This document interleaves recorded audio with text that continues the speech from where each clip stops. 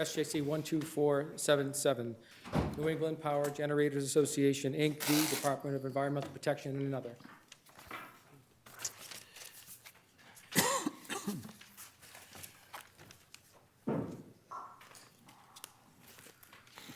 Mr. Jaffe, good morning. We appreciate all your patience. And now the time is yours. As I said, all cases are important, but some cases are really important. I get that. Mr. Chief Justice, Associate Justices, may it please the Court. I'm Seth Jaffe for the plaintiffs' appellants. With me is Steve Bartlett. So our clients are challenging the legitimacy of regulations promulgated by the Mass Department of Environmental Protection and the Executive Office of Energy and Environmental Affairs under the Global Warming Solutions Act, called variously the 774 rules or the CAP rules. And those rules impose, and this is important, declining annual mass-based limits on CO2 emissions from electric generating facilities. And in my limited time, I want to address three issues, all of which make clear that the CAP rules are inconsistent with the Global Warming Solutions Act and would in fact increase statewide greenhouse gas emissions as defined under the Global Warming Solutions Act. So the issues are what we call the stack, the studies, and the statute. Very quickly before I start, though, I want to make clear what this case is not about. This case is not about a challenge to the statute or whether our clients support the goals of the statute or another regulation that is relevant and will come up in this discussion, the Clean Energy Standard. We are perfectly content with all of those. So why do we think that it's clear that the 774 rules can only increase statewide greenhouse gas emissions? The first point is that the logic behind the argument is simply irrefutable.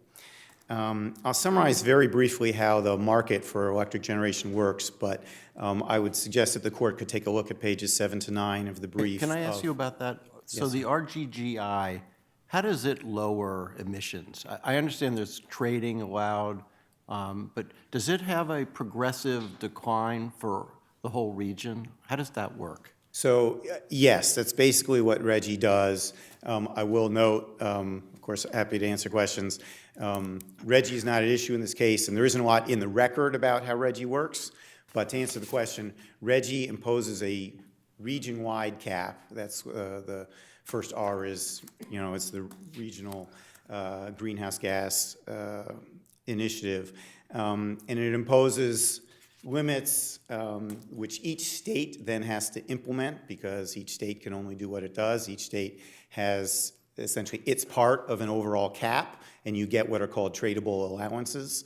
So I'm not sure if that's a sufficient Well, answer. I guess my understanding of your argument is that 3C controls your industry, 3D controls everyone else.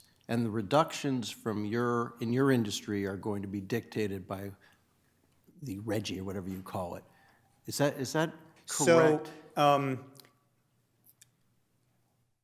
half to 90% right. So all I would say... That's a good day for me. All I would say, Your Honor, is that regulations under 3C are not necessarily limited to RGGI, but they have to be consistent with RGGI and like RGGI. Mm-hmm. And we would say that the annual declining mass-based limits in 3D are not RGGI, they're not like RGGI, and you can't call them 3C when in fact they are annual declining mass-based limits, which this court required under Kane for multiple industries, but not the electric generation industry. But what do we do with the language of 3C, which speaks about emission levels and limits? 3C expressly mentions emission levels and limits shall be established, and it differs from D in that it says it shall be established by the Executive Office of Energy and Environmental Affairs and DEP, while D speaks only of the DEP. Correct, Your Honor, but if it walks like a duck and talks like a duck, it's a duck. So the answer is... I mean, but we'll leave ducks alone, but one says two entities must establish these levels and limits and is supposed to consider all these factors. And D says one entity is to establish. Now that seems to matter, and I assume somebody thought about that. So, yes, but I don't think what that means is that it gives the second entity authority to do what the first entity can't do. So what it means is that the legislature understood that the electric generation sector was different. The Department of Environmental Protection just does environmental protection. There are separate Department of Energy Resources within the Executive Office of Environmental Affairs that understands energy markets. The legislature wanted to make certain that regulations that were imposed on the electric generating industry, took into account. So the language also talks about, taking into account the regional network. And the way they do that is by giving the authority in part to the Executive Office, which houses the energy expertise. But that doesn't mean that you can, under 3C, impose regulations which are really the province of 3D and which are inconsistent with the legislature's recognition that electric generation sector is different. But one issue goes to authority, and so one of your arguments is that C does not permit there to be any limits established, correct? It does not permit annual declining mass-based limits. But I don't understand how do you interpret the language emission levels and limits associated with the electric sector shall be established? So, for example, first, the other regulations that have been talked about in our briefs, the Clean Energy Standard, those were promulgated under Section 3C. They effectively implement limits because, by definition, if a certain amount of your power has to be renewable, that power cannot be fossil fuel power.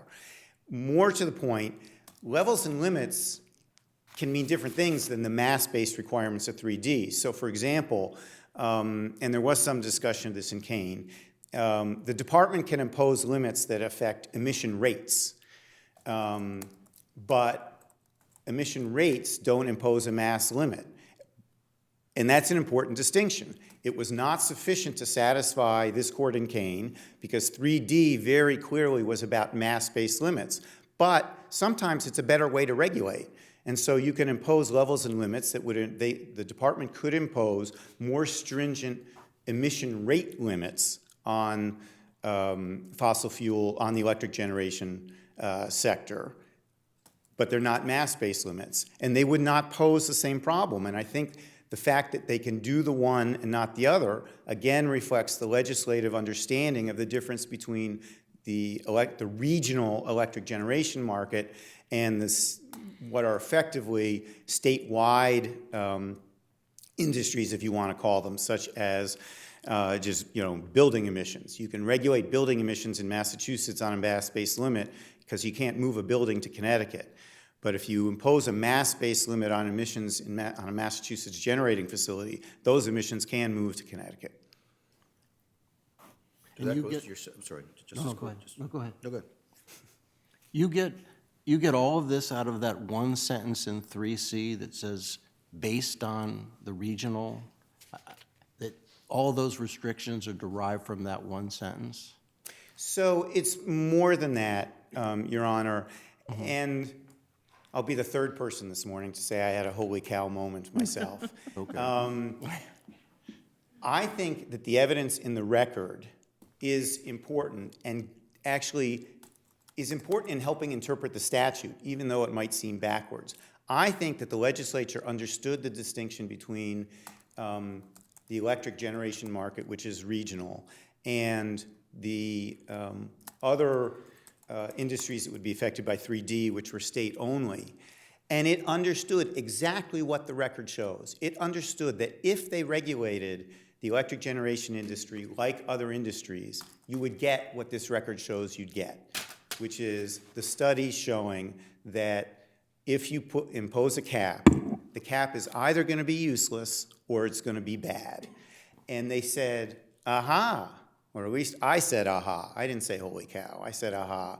The legislature really got it. And sometimes we're kind of skeptical about what the legislature does, and we have to. I'm curious, having some experience with the legislature got the ISO numbers. They projected into the future that that's how it would work. I mean, that would be quite a holy cow moment.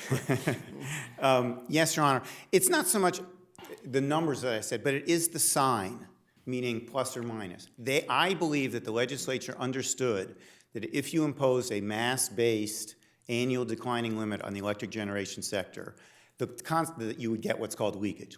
There is the one line in 3C, but the statute defines leakage It defines it in a way that makes perfect sense, and I think it is a reasonable inference that the legislature understood that if you impose mass-based limits on Massachusetts facilities in a regional market, that what would happen would be those facilities would decrease emissions, but that generation still would have to come from somewhere and would come from out of state. Can I ask a couple of background questions, facts? What percentage of the carbon dioxide emissions come from your sector? So these numbers change over time, and I'm going to get this slightly wrong. It's now under 40%, and transportation's over 40%. It has been over 40. It was over 50 at one point. It may actually be under 30, but I think it's in the 30s at this point. So roughly a third, around there, come from your sector. The RGGI ones, the RGGI structure contemplates some level of reduction regionally. Again, I don't fully grasp it, but you're saying that the legislature could not decide to put a mass-based reduction consistent with what's going on in the regional markets at the same time, given that you're a third of the problem? They decided to leave this to the RGGI structure and the 3D, clean energy initiatives? So whether the legislature could do it and whether the legislature did do it are two different questions. Well, but you need us under our standard review to sort of be unequivocally clear, or at least clear, right? Because if it's ambiguous, then we give some deference to the agencies, right? I agree with that, Your Honor. You give a lot of deference to the agencies. But I think, in fact, A, the language is clear, and B, the studies back up that language, and they are just in sync in a way that I think you actually do have to credit the legislature for understanding. Can I ask you one question about the studies? Because I think your brother's going to come up and say, the ISO numbers don't run sort of a dynamic model, that they leave certain things out, including the renewable energy. CLF says they also leave out that the other states are doing the exact same thing, at least a number of them in the consortium. What's your response to that? So the response to that is it's just not correct. So if you look carefully at the ISO modeling, and I'll even give you a record citation, page 2396 of the record. 2396? Yes. You can see that although the way the ISO framed their modeling didn't specifically say, here is the clean energy standard, one of their models included what are known as the 83C and 83D procurements, which I don't know that there's a lot in the record about, but you may have read in the papers. 83C is the procurement for offshore wind that the Commonwealth is in the middle of, 1,600 megawatts of renewable energy from offshore wind. 83D is a procurement for 1,200 megawatts of what is generally referred to as hydropower, but can be hydropower or onshore wind. That 2,800 megawatts of renewable energy is in one of the ISO models. That's far beyond what the clean energy standard actually requires. And in the model that the ISO ran that included the 2,800 megawatts of renewable energy, the ISO said, ooh, net statewide greenhouse gas emissions go up. They don't go up a lot, but again, if you're saying, you're looking at the deference that the agencies get, under a statute that is to reduce statewide greenhouse gas emissions, to my mind, if it's useless or bad, you can't start arguing, well, it's not that bad. Well, but let me ask you a question about that. When you say they go up, does the model tell you how much they go up? Yes. And does it also reflect what would happen as the other states start to bring their facilities more into compliance with tighter rules, so that it might go up, but then it's going to level down at some point? So I don't remember the exact number. I think under the scenario with the 2,800 megawatts, it goes up 86 metric tons. It's not a lot. I don't remember what the number was. It's got to be more than 86,000. I don't remember, but it's actually on this page, 2396. And yes, over time, those numbers will go down as the amount of renewable energy is provided. And that doesn't matter whether it's in-state or out-of-state, but what matters is the cap itself will never reduce 1 ton of statewide greenhouse gas emissions. The 774 regs at issue here, when you start getting all that renewable energy in the system, they become useless, but they never become positive. That's just the way the outcome is going to work. So your argument is that it is arbitrary and capricious because with the purpose of trying to reduce greenhouse gases, these regulations will increase it. Yes. And now, that's a difficult challenge for you to show arbitrary and capricious. So what do you suggest we should do with regard to our review of the record that would demonstrate that, in fact, it's not merely, perhaps not the best solution, but that it's arbitrary and capricious? So, Your Honor, there's a lot of deference, and it's a big record, but I actually don't think that's a difficult question, and it goes to what I said to Justice Kafka. Only the sign matters. If these regulations are either useless or negative, that's arbitrary and capricious. And in the record, the only evidence is that these regulations will, in fact, increase statewide greenhouse gas emissions. Everything that the Commonwealth says basically rides not on the 774 rules, but rides on the Clean Energy Standard. And they very carefully, in fact, do not analyze the impact of the clean energy, of the 774 rules, of the CAP rules. They say the Clean Energy Standard and the CAP rules together will decrease statewide greenhouse gas emissions. We don't challenge that, but there is no evidence in the record from which this court could conclude that, in fact, looking at the CAP will reduce statewide greenhouse gas emissions. And we don't ignore the Clean Energy Standard. That's really the response that I gave to Justice Kafka. The ISO included modeling that included this renewable energy. The modeling that the Commonwealth did only looked at the two together. All we suggest is, and it's not quite like an inference for somebody taking the fifth, but I keep coming back to that, it feels that way. They knew what our modeling was. The modeling showed an increase in statewide greenhouse gas emissions.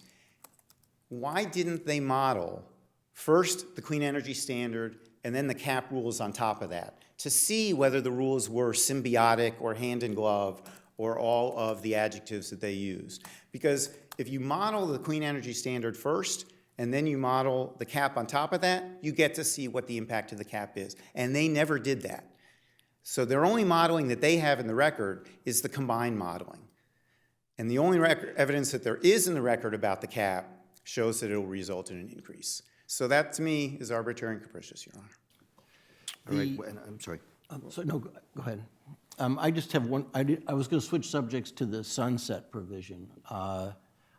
Usually, you know, when you've got a winning argument, you devote more than a page or two to it. So I'm just trying to understand the sunset. You're basically saying all these regs that are bothering you, your view is they're sunsetting in 2 years, actually, you know, minus whatever we are. So why aren't you pounding that point, and is it more complicated? I don't think it is, Your Honor, and I'm glad you asked since I'm out of time and otherwise wouldn't have gotten to it. Yep. In fact, the reverse is true. The reason we didn't devote so much time to it is precisely because it is clear. But there's nothing that would prevent the legislature from going back and fixing it, and my view is that's what the court should say. If the legislature thinks it's a good idea to keep these regulations in, they know how to fix it, but it's for the legislature to fix. To me... Your brother's going to stand up and argue that the sunset provision applies to 3D, and this is undertaken under 3C. Right. So what's your response to that? My response to that is... it walks like a duck and it talks like a duck. So the department, these regulations only... I'm getting lost in the ducks, though. These regulations, it is worth actually reviewing the history very quickly. These regulations were originally proposed by the Department of Environmental Protection. Mm-hmm. A number of people, including our clients, commented and said, wait, these regulations, you can't do this past 2020. And then they came up with this idea that said, oh no, these regulations are under 21C and under all these other things, but these regulations are annual declining mass-based limits. I could just keep repeating that. That's what 3D says. You can't call it, I understand that they may have a lot of regulatory authority, but the authority specifically to impose annual declining mass-based limits is the authority in Section 3D.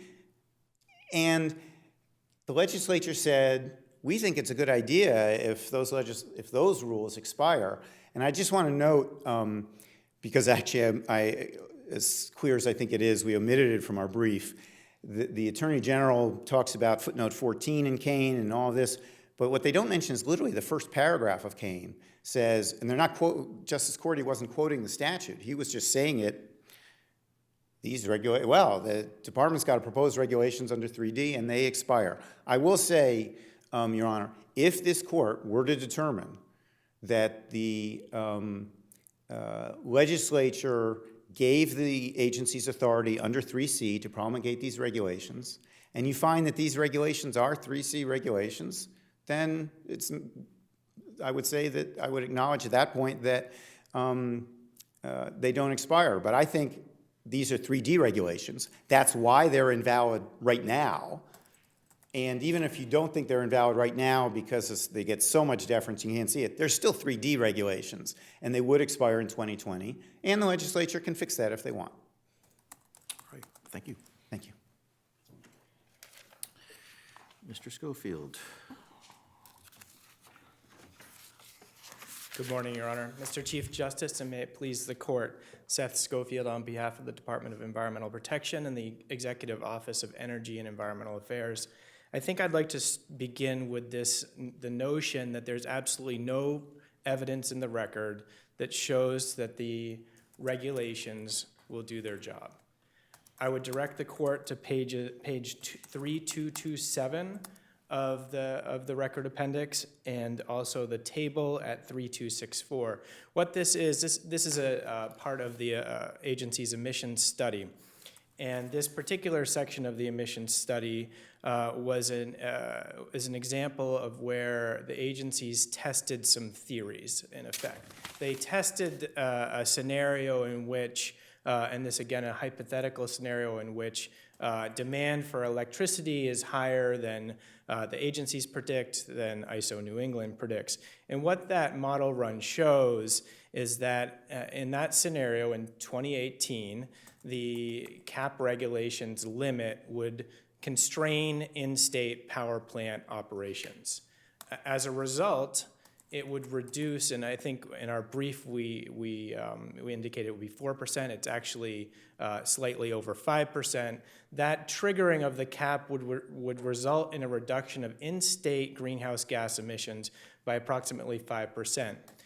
When you look more broadly, and this again is reflected in the text and in both the data, you see that while the in-state reductions would indeed be greater, you also have a net regional reduction in greenhouse gas emissions of about 1.7%. So it's simply not the case that there's nothing in the record that shows that and in the instance that the cap does constrain in-state power plants, it will automatically lead to greater overall regional emissions. By the way, so this was a study, we're in 2018. Do we have, the record doesn't show whether that study proved to be accurate, I take it. Well, it hasn't yet, Your Honor, and we won't actually know that until after the year is complete. And more likely, it may even take. And is that true for the ISOs? Is the ISO also proved to be? We're in a realm of theory as opposed to, proven facts, right? The ISO model says one thing. Your model is the other model, right? Yeah, and Your Honor, two responses to that. One, I think to your point, these are models, they are projections, and it's important to recall that the power plants here are asking the court to effectively strike down a duly promulgated regulation based on a hypothetical scenario. Not actual proof of what will happen, but hypothetical scenarios. And second, Your Honor, the models are actually quite consistent with one another. They do rely on some different assumptions that show some slightly different results, but the results in themselves aren't even that inconsistent. I think the important takeaway from the ISO New England study is that, as reflected in our brief, the ISO New England study actually shows that projected emissions are expected to be below the CAP regulations limit in every year. which means that the kind of the simple logic, the triggering of the cap and the shifting of electricity, it doesn't occur until the cap is triggered. Meaning that the mass electric power plants will be fully engaged. They won't be sort of benched while we bring in the dirty or out-of-state. That's correct, Your Honor. That's what the agency's emission studies show, and that's also what the ISO New England study shows. What ISO New England did, similar to what the agencies did in their own model, was test some alternative scenarios where the expected outcome is maybe not the actual outcome. And they test some more extreme situations. Even in that situation in the ISO study, it did show that that there could be some regional increase in greenhouse gas emissions, but again, that was only for 1 year. And it's moving away from the models, because we're going to obviously have to digest them. So back to the statute itself. The chief makes a point about the emission language in 3C, reduction language. You don't really focus on that in your brief, do you? Do you have a reaction to that, or do you focus on it and I missed it because there's a lot of reading here? Yes, there is, Your Honor, and part of that was because this is very complicated, we want to make sure it was understandable. But yes, that issue of the essentially the statutory questions is addressed in part 1 of our brief, and I think as your questions and Chief Justice Gantz's questions went to earlier, there's no question that Section 3C authorizes the cap regulation here. The statute clearly speaks to both levels and limits. And here, the cap regulation is a limit. And a contrary conclusion, essentially accepting NEPCA's argument, and they acknowledge this in, I think it's footnote 8 on page 31 of their brief, that an in-state cap, they say, will necessarily fail under 3C. Well, what that means is that the agencies could never issue an in-state cap under 3C, but that's all Section 3C authorizes. So if their logic is correct, then the agencies could never do anything under 3C. That's what I was asking your brother, because I'm trying to understand it, because if they're saying what you do has to be consistent with the RGGI. I thought they were going further and saying they had to leave it to RGGI, but there seems to be something they're allowing you to do on top of RGGI. Is that your understanding, or is it just the only way you reduce emissions for electrical generators is through RGGI? Is that your interpretation of what they're saying?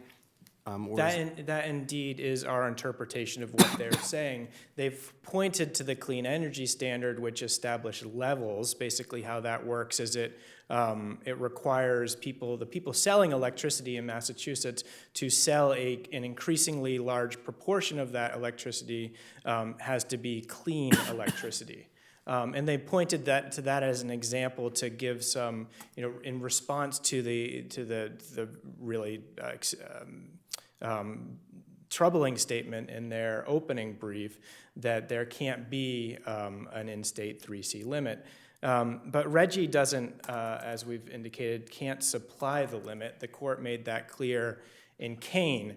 I think what's interesting, and this is pointed out in the Conservation Law Foundation's amicus brief, is that we're basically seeing the same playbook rolled out again. The power plants tried to derail RGGI with the same leakage argument that they're trying to use now to derail the cap regulation.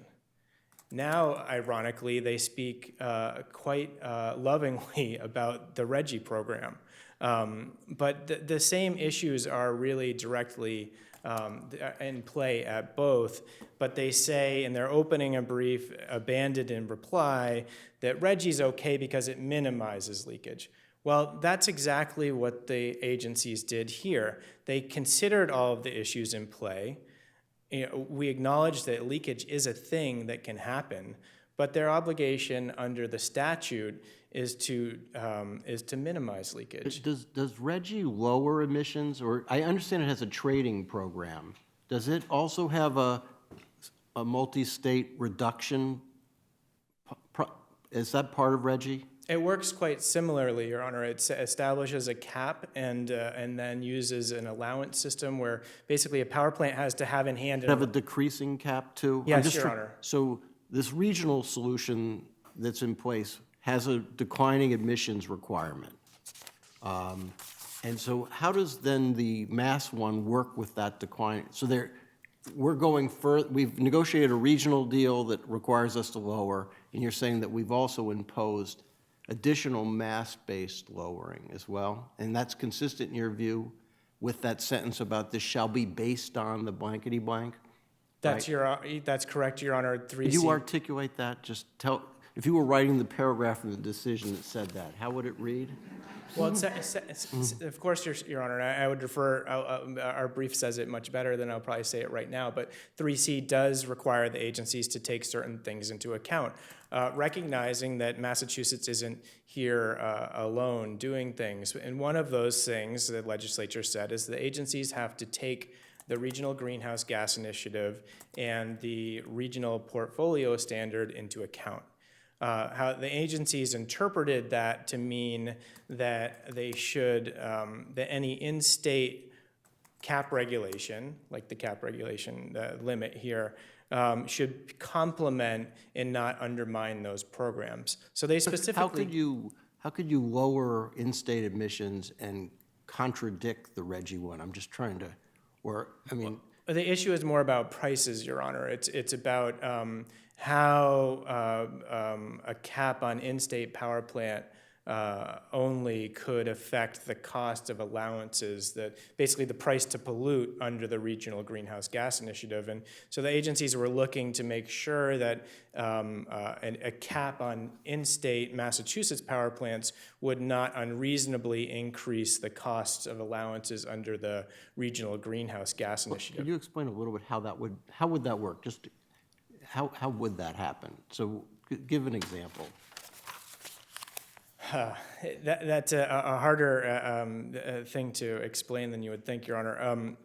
Basically, if I think you're the going to want to explain it, because if you can't articulate it, good luck with us. yeah, so and so this is, I think that I would address this in a situation in which the in-state limit did restrict power plant emissions. Right. You could, some electricity does start getting shifted around a little bit. So some other power plants may need to purchase more allowances than they would otherwise have had to purchase under Reggie. And So that increased demand. But is that playing into the ISO model that he's talking about? Not necessarily, Your Honor, because, Leakage model that he's talking about? excuse me?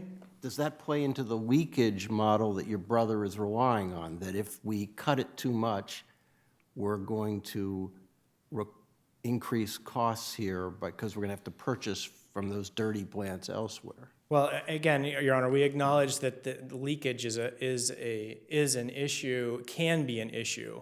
But what the agencies did here was they crafted these regulations to ensure that, under their modeling, and the ISO modeling agrees with this, there will not be any leakage. Meaning they didn't reduce too much?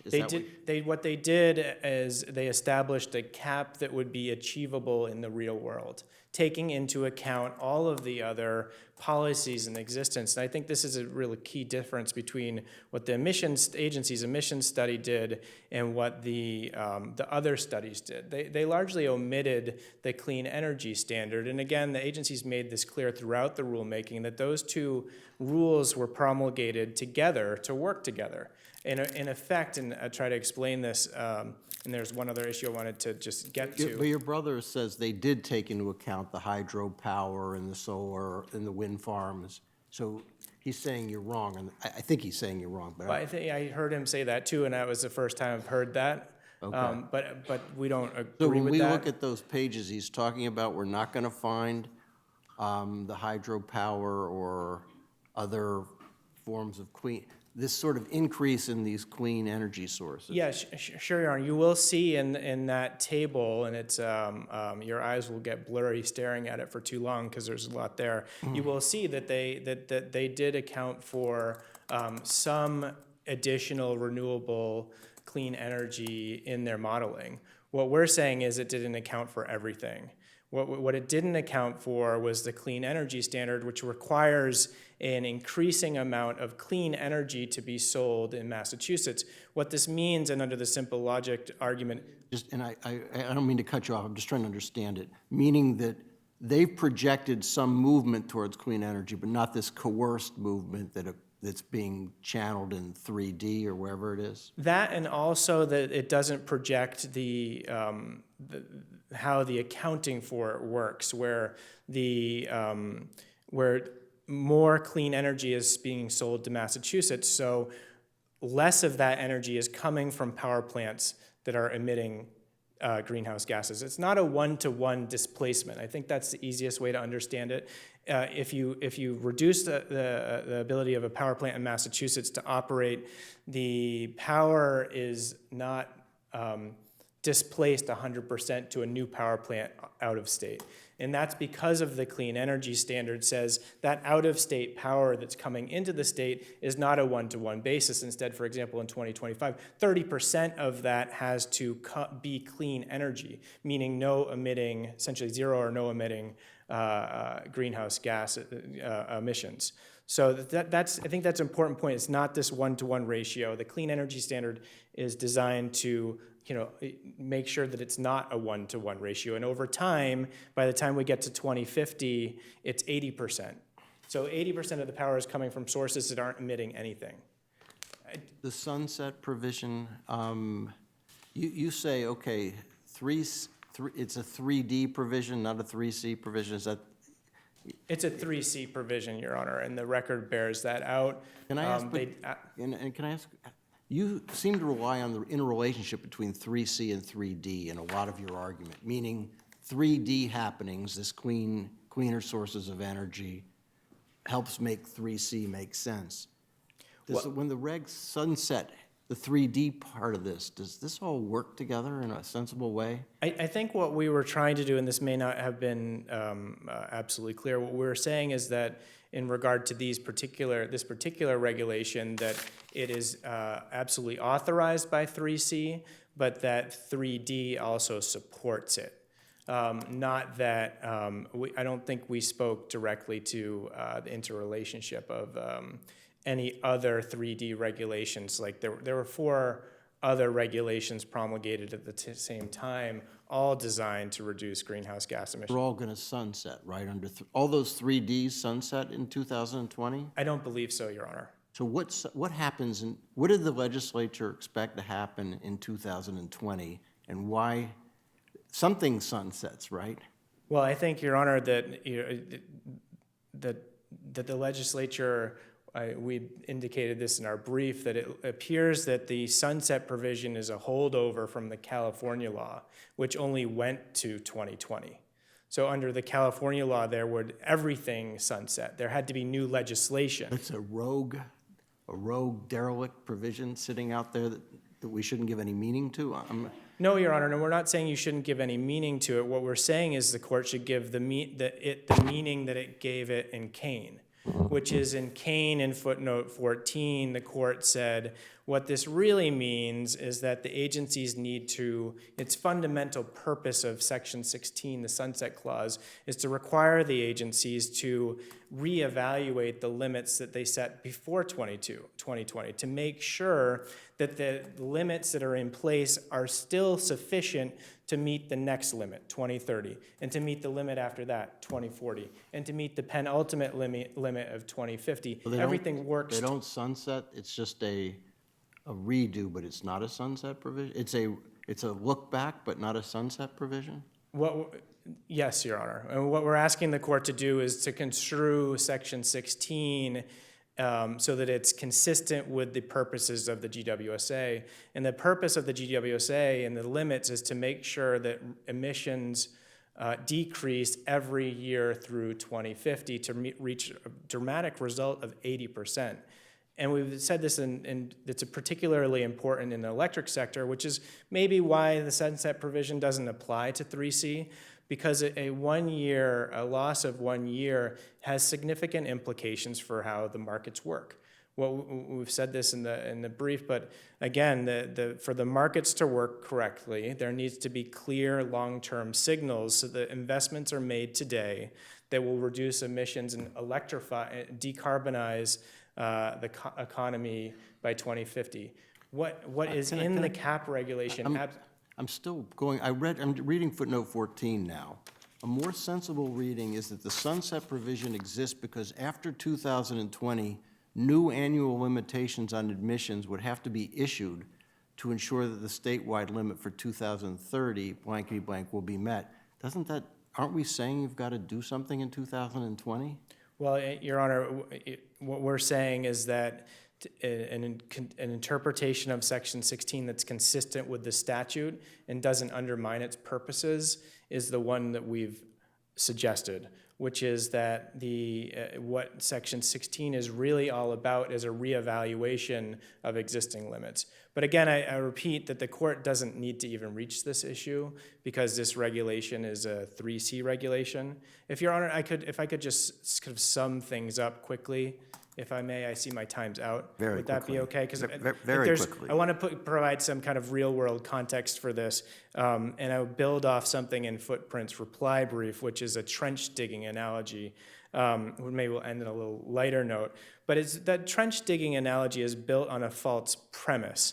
It assumes that person A, the clean energy standard, is doing the same job as person B, the cap regulation. That's false. In reality, person A and person B are doing different jobs to reach a similar goal. Under that person A, the clean energy standard is digging the trench, while person B, the cap regulation is fortifying the trench's walls. But far from enjoying a lazy Sunday afternoon under the tree, the cap regulation, person B, is doing other jobs as well. For example, she is running around with a megaphone, waving her arms and telling people to invest in new clean energy resources. Second, she is serving as a role model for other states to further their own decarbonized clean energy futures. Third, she is passing Gatorade to person A, the clean energy standard, to make sure that person A can sustain her efforts to promote more clean energy. And finally, she is returning to the trench each year to fortify the next 2.5 feet of dirt. That is the greenhouse gas emissions that have been removed that year. And to the extent that person B, the clean energy standards efforts cause, the cap regulations efforts cause a few hypothetical pebbles to fall back into the trench. And to be clear, that's really what we're talking about in terms of the leakage. I guess I have one question, and then I think we're going to need to close. But if your brother is right, that upon the analysis, it turns out that since the Regional Greenhouse Gas Initiative and the Renewable Portfolio Standards already exist, that if the limits which you impose, looking at it through a marginal analysis, layering that on top of it, were to make things worse, would you lose? Would we? Would you lose? Should we apply what they say is a marginal analysis? That is, we should look to see what the world would look like without these limits, and then if you layer the limits on, they say, well, if you layer the limits on, it turns out that you're worse off than without the limits. Well, that's not true. If they are, I know, if they are right, do you lose? No, Your Honor, because again, those are hypotheticals. What the record shows is that they happen in 1, maybe 2 years. It's very important to recall that compliance with the GWSA happens every 10 years, not every year. And so an increase 1 year, assuming that extreme hypothetical does play out, does not mean that we won't comply with the GWSA. And there are many reasons, there are 5 different ones, as to why the cap regulation does do a lot, actually. Okay, well, we're going to have to rest on your brief for those 5. So Thank you. Thank you.